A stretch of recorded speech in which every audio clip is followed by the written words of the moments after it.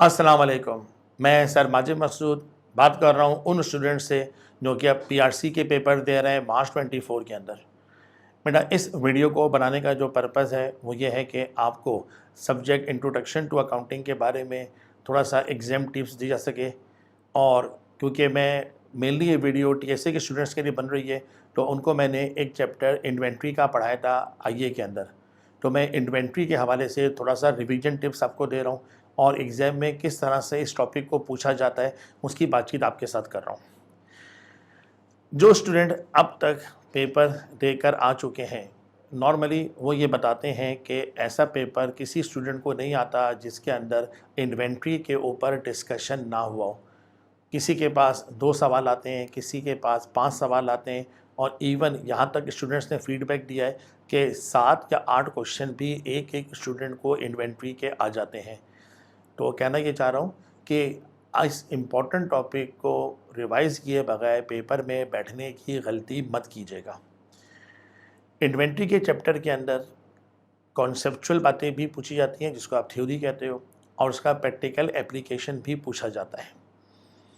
Theory के अंदर inventory की डेफिनेशन पूछी जा सकती है जो IS2 के मुताबिक है। फिर NRV की डेफिनेशन को भी नॉर्मली एग्जामिनर टच करता है, उसमें भी थोड़ा घुमा फिरा कर पूछता है NRV के बारे में। फिर हमने रीज़न पढ़े थे कि क्यों NRV कॉज से बिलो हो जाती है, वो रीज़न भी कभी कभी पेपर में पूछे जाते हैं। फिर हम और आगे बढ़े थे, हमने पढ़ा था कि कॉस्ट के कुछ एलिमेंट्स होते हैं, कौन कौन सी चीज़ें कॉस्ट ऑफ इन्वेंट्री में इंक्लूड होती हैं और कौन कौन सी चीज़ें इन्वेंट्री में इंक्लूड नहीं होती। इस बारे में भी पेपर में सवाल आते हैं। कॉस्ट के बारे में एक इम्पॉर्टेंट बात रिकॉल करा दूं कि पेपर में टैक्सेस का जिक्र कर देता है कि इन्वेंट्री की परचेज़ के वक्त आपने परचेज टैक्सेस पे करें। इस वक्त 2 किस्म के टैक्सेस का सवाल में ज़िक्र मिलता है, कभी रिफंडेबल टैक्सेस दे देता है, कभी नॉन रिफंडेबल टैक्सेस दे देता है। जो नॉन रिफंडेबल टैक्सेस हैं उन्हें आप इन्वेंट्री की कॉस्ट में बिल्कुल ऐड कीजिएगा। रिफंडेबल टैक्सेस कॉस्ट में ऐड नहीं होते क्योंकि वो वापस हमें रिफ़ंड मिल जाते हैं, वो हमारे लिए रिसीवेबल होते हैं। फिर हम और आगे बढ़े थे, हमने मेजरमेंट ऑफ इन्वेंट्री का रूल डिस्कस करना शुरू किया था कि इन्वेंट्री जब भी मेजर होगी, लोअर पर होगी, या तो ये उसकी कॉस्ट होगी या उसकी NRV होगी। इस मेजरमेंट पर वो प्रैक्टिकल सवाल फ्रीक्वेंटली बनाता है। कभी आपको कॉस्ट दे देता है, NRV आपसे कैलकुलेट करवा लेता है, कभी NRV का डेटा दे देता है, कॉस्ट भी आपसे कैलकुलेट करवा लेता है, और फिर आप उसको कंपेयर करके इन्वेंट्री की वैल्यू कैलकुलेट करते हो। फिर थ्योरी पॉइंट ऑफ व्यू से एंट्रीज़ का एरिया बहुत ज़्यादा इम्पॉर्टेंट है। हमने परपीचुअल सिस्टम और पीरियोडिक सिस्टम के अंदर एंट्रीज़ दोनों पढ़ी थी कि परपीचुअल सिस्टम में इन्वेंट्री को शुरू से एसिड मानकर चलते हैं और जैसे जैसे इन्वेंट्री सेल होती जाती है हम उसे एक्सपेंस आउट कर देते हैं। लेकिन पीरियोडिक सिस्टम इसका बिल्कुल रिवर्स था, उसमें इन्वेंट्री को शुरू से एक्सपेंस मान के चलते थे। अगर पीरियड एंड पर कुछ इन्वेंट्री बच जाती थी हम उसे एसिड मान लिया करते थे। अब यहाँ पर 2-3 इम्पॉर्टेंट बातें जो एंट्री के अंदर हैं जो पूछ लेता है पेपर में और स्टूडेंट सम टाइम मिस्टेक कर देते हैं। जैसे परपीचुअल सिस्टम में ओपनिंग और क्लोजिंग इन्वेंट्री की अलग से कोई एंट्री नहीं बनती, ये बात जहन में रखना है। लेकिन पीरियोडिक सिस्टम में ओपनिंग और क्लोजिंग की अलग से एंट्री बनती है। अगर इन्वेंट्री बच जाए तो पीरियोडिक में बचने वाली इन्वेंट्री को एसिड मान लिया जाता है, हम उसे क्लोजिंग इन्वेंट्री एसिड के नाम से डेबिट कर लेते हैं और कॉस्ट ऑफ सेल एक्सपेंस से हटाकर क्रेडिट कर देते हैं। नेक्स्ट पीरियड में यही क्लोजिंग ओपनिंग बनेगी, ओपनिंग इन्वेंट्री की अलग से एंट्री हमें बनानी पड़ती है। ओपनिंग इन्वेंट्री को हम दोबारा एक्सपेंस में ले जाते हैं, हम उसे हटा देते हैं एसिड में से, इन्वेंट्री को क्रेडिट कर देते हैं और उसे दोबारा कॉस्ट ऑफ सेल में डालकर एक्सपेंस आउट कर देते हैं। फिर एक और इम्पॉर्टेंट डिफरेंस वो था नॉर्मल लॉस की एंट्री के अंदर। परपीचुअल सिस्टम में नॉर्मल लॉस की एंट्री बनती है ठीक है, cost of sale debit, inventory credit. लेकिन पीरियोडिक सिस्टम में एबनॉर्मल लॉस की कोई एंट्री अलग से नहीं बनती है। ये बात पेपर में कई बार स्टूडेंट से पूछी जा चुकी है। फिर हमने एक चीज़ और देखी थी कि इन्वेंट्री की कॉस्ट कैलकुलेट करने के कुछ फार्मूला होते हैं, ठीक है। फीफो फार्मूला देखा, वेटेड एवरेज फार्मूला देखा, जिसके प्रैक्टिकल सवाल भी करें, और एक और फार्मूला स्पेसिफिक आइडेंटिफिकेशन मेथड, जिसके प्रैक्टिकल सवाल पेपर में नहीं आते। फीफो और वेटेड एवरेज का प्रैक्टिकल तो पेपर में पूछता ही पूछता है, सम टाइम इनके एडवांटेज और डिसएडवांटेज भी पूछ लेता है। फिर फीफो और वेटेड एवरेज मेथड से इन्वेंट्री की वैल्यू पे क्या फ़र्क पड़ता है और उससे हमारे प्रॉफिट पे क्या फ़र्क पड़ता है, इस बारे में भी एमसीक्यू पेपर में आते हैं। हमने कुछ समरी डिस्कस की थी टॉपिक को कंक्लूड करते वक्त। Higher the closing stock, higher will be profit, but lower the closing stock, lower will be profit. वजह क्या थी? क्लोजिंग स्टॉक जितना बढ़ाते जाओगे कॉस्ट ऑफ सेल कम होती जाएगी, कॉस्ट ऑफ सेल जितनी कम होती जाएगी हमारा प्रॉफिट इतना बढ़ता चला जाएगा। But on the other hand इस पीरियड का क्लोजिंग स्टॉक अगले पीरियड का ओपनिंग बनेगा। ओपनिंग स्टॉक का इन्वेंट्री पर रिवर्स इफेक्ट जाता है। जितना ज़्यादा ओपनिंग स्टॉक बढ़ता जाएगा हमारी कॉस्ट ऑफ सेल बढ़ती जाएगी, प्रॉफिट गिरता जाएगा। तो higher the opening stock lower will be profit, but lower the opening stock higher will be profit. इस बारे में पेपर में सवाल फ्रीक्वेंटली आते हैं। अभी आई कैप ने एडिशनल प्रैक्टिस मटेरियल एमसीक्यू का वेबसाइट पे अपलोड करा है। स्टूडेंट बार बार पूछ रहे हैं सर क्या उन क्वेश्चन की हम प्रैक्टिस मज़ीद करें। उन क्वेश्चन में कोई नया कॉन्सेप्ट तो नहीं है, मतलब ऐसी चीज़ नहीं है जो हमने क्लास में डिस्कस ना की हो। लेकिन बहरहाल अगर आप उन क्वेश्चन को जो पहले से बुक में मौजूद हैं आप प्रैक्टिस कर चुके हो और आपके पास टाइम अवेलेबल है, तो आप नेक्स्ट जो आई कैप ने क्वेश्चन फर्दर आपको प्रैक्टिस के लिए अवेलेबल किए हैं आप उनकी प्रैक्टिस भी कर लो। अगर पूरे नहीं कर पा रहे, इतना टाइम नहीं है, हर चैप्टर से कुछ ना कुछ क्वेश्चन की प्रैक्टिस कर लो रेंडमली, ताकि उसकी भी कवरेज आपके पास हो जाए। पेपर में बैठने से पहले पूरे स्टडी टेक्स्ट को एक बार गो थ्रू ज़रूर करके बैठना, क्योंकि आई कैप का रूल बड़ा सिंपल है, जो स्टडी टेक्स्ट में है वही कॉन्सेप्ट पेपर में पूछा जाता है। तो ये थ्योरी भी स्टडी टेक्स्ट से कहीं से भी पूछ सकता है और उसकी प्रैक्टिकल एप्लीकेशन भी आपसे पूछता है बेटा। फिर यहाँ पर एक और इम्पॉर्टेंट बात, हमने जब एंट्रीज पढ़ी थी तो साथ में कंपैरेटिव टेबल पढ़ा था कि परपेचुअल और पीरियोडिक सिस्टम किन सिचुएशन में ज़्यादा बेहतर है। ये सिचुएशन भी पेपर में पूछी जाती है। फिर हमने एक आखिरी चीज़ और पढ़ी थी, डिस्क्लोजर रिक्वायरमेंट्स। आपके लिए वो थ्योरी के 4 पॉइंट थे जो आपने याद करके जाने। नॉर्मली उनको बच्चे बताते हैं, इस तरह पूछा जाता है कि कौन सी चीज़ें डिस्क्लोजर की रिक्वायरमेंट्स हैं और कौन सी चीज़ें ऐसी हैं जो डिस्क्लोजर की रिक्वायरमेंट्स नहीं हैं। ठीक है बेटा, तो ये तो वो इम्पॉर्टेंट एरिया है इन्वेंट्री का जो कि आपके पेपर में किसी भी शक्ल में पूछा जा रहा है। देन अब आ जाओ थोड़ी प्रैक्टिकल साइड के ऊपर। प्रैक्टिकल साइड के ऊपर जब आपसे कॉस्ट और एनआरवी को कंपेयर करवाता है तो उस वक्त आपने क्वेश्चन को बहुत ज़्यादा ध्यान से पढ़ना है। क्वेश्चन में कुछ ऐसी बातें वो लिख देता है कि स्टूडेंट उसको ध्यान से ना देखे तो इन्वेंट्री की वैल्यू गलत कैलकुलेट उससे हो जाती है। अब इस हवाले से कि वो किस तरह से घुमा सकता है पेपर में, ठीक है, और किस तरह की बातें आपसे पूछता है, एक दो प्रैक्टिस क्वेश्चन आपकी नॉलेज के लिए दोबारा आपको रिवीजन के लिए मैं डिस्कस करने जा रहा हूँ। जैसे इस वक्त आपको स्क्रीन के ऊपर एक क्वेश्चन नज़र आ रहा होगा इन्वेंट्री का। इसमें एक छोटा सा ट्रिकी पॉइंट है, वो डिस्कस करने के लिए क्वेश्चन हम सॉल्व करने जा रहे हैं। इस क्वेश्चन में आपको बताया जा रहा है कि David performs N inventory count on 30th December 20x6 ahead of the 31st December year end. He count 1200 identical unit, each of which cost $50. On 31st December, David sold 20 of the unit for $48 each. What figure should be included in debit balance sheet for inventory at the year end। आपने year and पे inventory की value calculate करनी है। अब यहाँ बताया ये जा रहा है कि इनका जो ईयर एंड है वो 31 दिसंबर को हो रहा है और 31 दिसंबर वाले दिन इनके पास इन्वेंट्री की वैल्यू आपने कैलकुलेट करनी है। अब इन्वेंट्री की वैल्यू कैलकुलेट करने के लिए छोटी सी टाइमलाइन बनाकर आपसे बात डिस्कस कर रहा हूँ।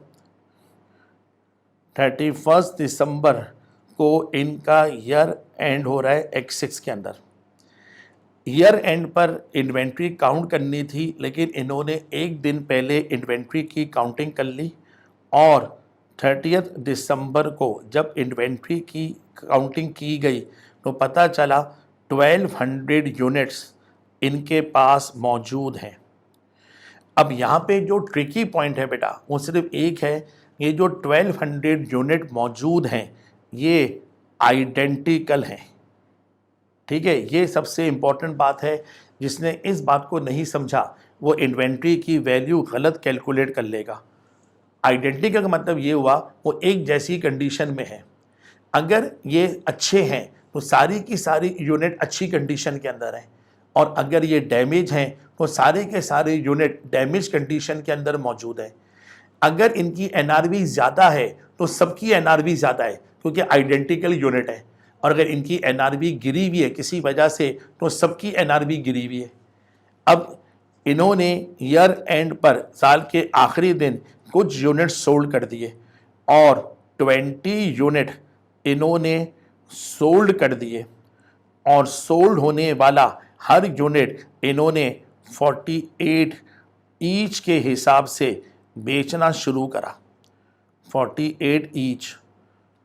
अब इससे हुआ क्या, 1200 यूनिट हमारे पास थे, इन्होंने यूनिट सोल्ड कर दिए और जो यूनिट सोल्ड कर दिए वो क्वांटिटी में थे 20 यूनिट। अब इनके बिक जाने के बाद कुछ यूनिट बच गए। अगर 1200 में से 20 यूनिट चले गए तो ईयर एंड पर 1180 यूनिट अभी भी बच गए हैं। हमें इनकी वैल्यू कैलकुलेट करनी है। अब जब इनकी वैल्यू कैलकुलेट करने के लिए जाएंगे तो हमारा रूल है लोअर ऑफ। हमें इन्वेंट्री की वैल्यू लोअर ऑफ के रूल के तहत कैलकुलेट करनी है। लोअर ऑफ के लिए सबसे पहले कॉस्ट 1180 यूनिट हमारे पास बचे हुए हैं और बचे हुए हर यूनिट की कॉस्ट है 50 रुपीज़ के हिसाब से।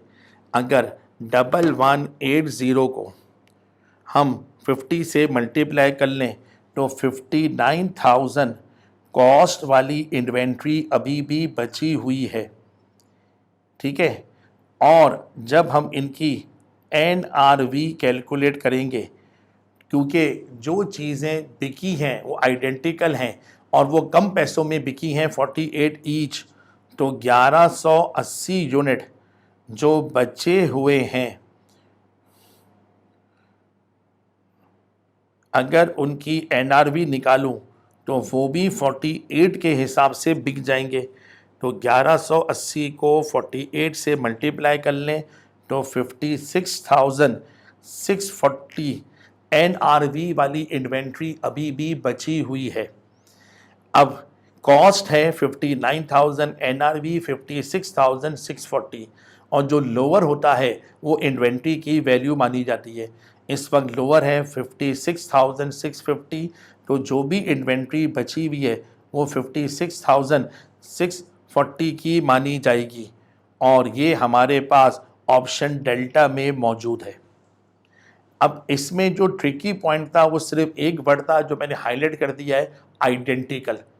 ठीक है सर, जिसने आइडेंटिकल नहीं समझा वो क्या समझेगा, चलो यार जो चीज़ें बिक गई शायद वो ख़राब थी, बाकी चीज़ें अच्छी होंगी, वो कॉस्ट से ऊपर बिक जाएंगी। लेकिन आइडेंटिकल होने की वजह से जो चीज़ें बची हुई हैं वो भी लॉस में बिकेंगी, लिहाजा उनके बिकने तक का इंतज़ार नहीं करना है, उसे अभी से NRV पे ले जाना है। इसी तरह अब मैं एक और क्वेश्चन आपकी रिवीजन के लिए डिस्कस कर रहा हूँ जिसके अंदर कॉस्ट और NRV को कंपेयर करते थे। तो यहाँ पर भी हमने एक इम्पॉर्टेंट रूल देखा था कि कॉस्ट और एनआरवी जब भी कंपेयर होगी लोअर ऑफ के रूल पर तो होगी, लेकिन ये कंपैरिजन होना चाहिए आइटम बाय आइटम की बेसिस पर। सम टाइम इन्वेंट्री हमारे पास एक से ज़्यादा कंडीशन में अवेलेबल होती हैं। कुछ इन्वेंट्री अच्छी कंडीशन में होती हैं, जो अच्छी कंडीशन में है उनकी एनआरवी अच्छी कंडीशन के लिहाज से निकलेगी। कुछ इन्वेंट्री डैमेज होती हैं तो उनकी एनआरवी डैमेज कंडीशन के लिहाज से देखनी पड़ती है। और अगर आपकी मल्टीपल प्रोडक्ट्स हैं तो हर प्रोडक्ट की कॉस्ट को हर प्रोडक्ट की एनआरवी से सेपरेट कंपेयर करवाना चाहिए।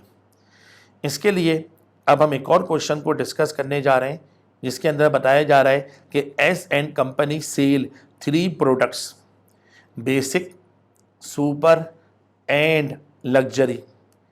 Now following information was available at the year and.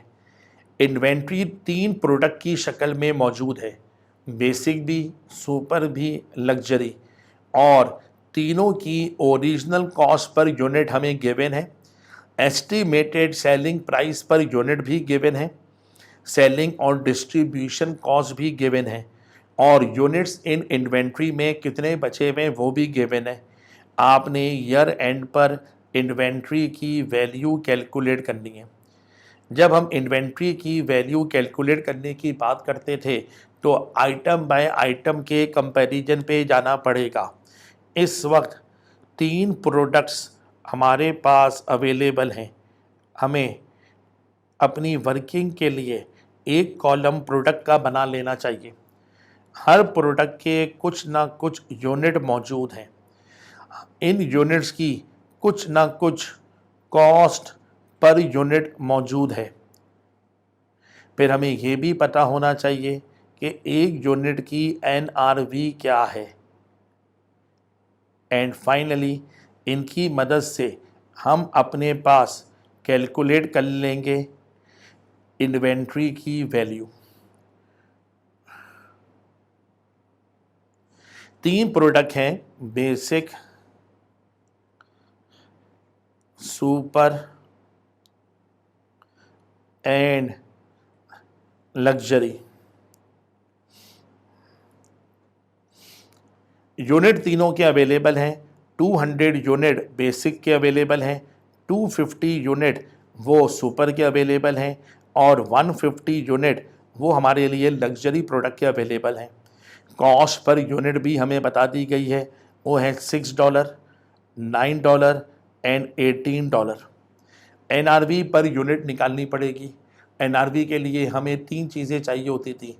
Estimated selling price, उसमें से लेस करवाते थे एस्टीमेटेड कॉस्ट ऑफ कंप्लीशन को अगर इन्वेंट्री इनकम्प्लीट है, और फर्दर लेस करवाते थे estimated cost necessary to make sale, जिसमें हमारे सेलिंग और डिस्ट्रीब्यूशन के खर्चे आते थे।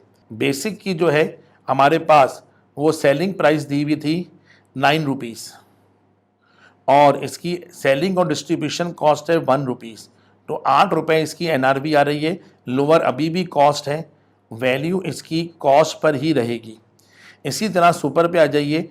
सुपर के अंदर इसकी सेलिंग प्राइस आ रही है 12 रुपीज़, बेचने के लिए 4 रुपये खर्च करने पड़ेंगे, तो इसकी एनआरवी आ रही है 8 रुपये, कॉस्ट है 9 रुपये, एनआरवी 8 रुपये। ये इन्वेंट्री अपनी एनआरवी पे जाएगी, और ऐसे हमारे पास 250 यूनिट मौजूद हैं जो 8 रुपये पर जाएंगे, तो हर इन्वेंट्री को मल्टीप्लाई करके टोटल वैल्यू 2000 की बनती है। एंड फाइनली हमारा लग्जरी प्रोडक्ट, इसकी एस्टिमेटेड सेलिंग प्राइस है 15 रुपये, लेकिन बेचने के लिए 5 रुपये हमें सेलिंग में खर्च करने पड़ेंगे, हमें 10 रुपये बचेंगे। जिस इन्वेंट्री के ऊपर हम लोग अपनी कॉस्ट लगा के बैठे हुए हैं 18 रुपये की एनआरवी 10, इसकी एनआरवी कम है, ये भी अपनी एनआरवी पर जाएगा, और ऐसे हमारे पास 150 यूनिट हैं, तो टोटल 1500 की वैल्यू कहलाएगी। अब अगर इन तीनों का सम ले लें, 1200 प्लस 2000 प्लस 1500, तो 4700 इन्वेंट्री की टोटल वैल्यू बन रही है, और ये हमारे पास ऑप्शन बीटा की शक्ल में मौजूद है। इस तरह के क्वेश्चंस पेपर में इन्वेंट्री के प्रैक्टिकल पूछे जाते हैं और उम्मीद करता हूं कि आप कोई क्वेश्चन इन्वेंट्री का या किसी भी टॉपिक का छोड़ के नहीं आओगे। मैक्सिमम पेपर को अटैम्प्ट करने की कोशिश करना और आराम से बेटा इस सब्जेक्ट को पास करने की कोशिश करना। Best of luck for your exam. इंशाल्लाह आपसे पीआरसी के बाद कैफ में मुलाकात होगी। अल्लाह हाफ़िज़।